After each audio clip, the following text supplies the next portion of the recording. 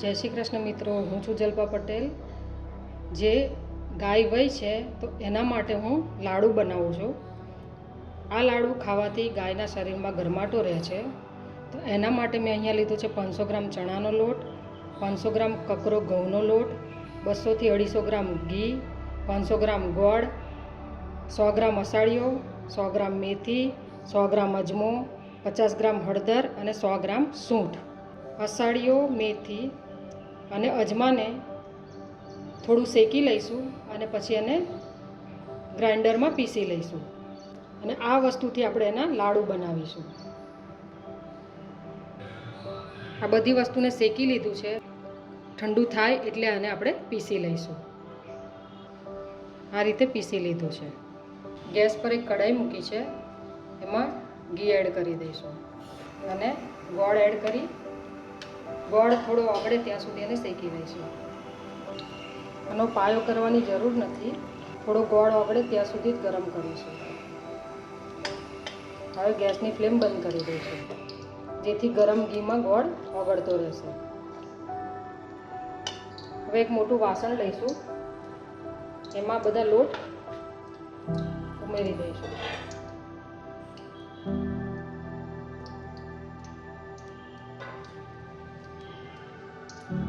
હળદર, જે મિશ્રણ આપણે પીસ્યું હતું એ. હવે જે ગોળનો પાયો કર્યો હતો એ એડ કરી દઈશું. એને તબેથાના મદદથી સરખી રીતે મિક્સ કરી લઈશું. થોડું ઠંડુ થાય પછી એના થોડી મોટી સાઈઝના લાડુ બનાવીશું અને જે ગાય વય છે એને રોજ સવાર સાંજ એક એક લાડુ આપીશું. આ લાડુ અઠવાડિયા સુધી તમે આપી શકો છો. મિશ્રણ થોડું ઠંડુ થઈ ગયું છે. હવે હાથની મદદથી આપણે એને મિક્સ કરી લઈશું.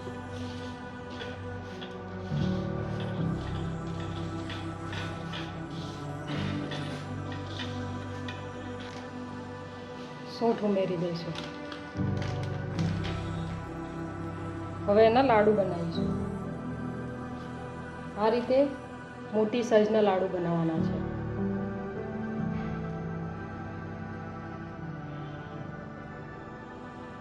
લાડુ તૈયાર થઈ ગયા છે. હવે એક લાડુ હું ગાયને ખવડાવવા માટે જાઉં છું. આ જે ગાય વય છે એ અમારી ગૌરી છે, તો એને આપણે આ લાડુ ખવડાવીશું. જો એને લાગે છે એના બચ્ચાને લઈ જઈશ એટલે મને મારે છે, એ આ લાડુ ખવડાવી દઈશું.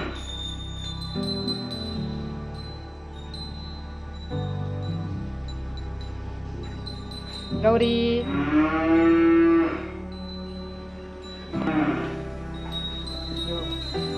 કેવી મજાથી ખાય છે. હવે હું બતાવું એનું બચ્ચું. આજે બીજો દિવસ થયો છે, સરસ બેઠું છે.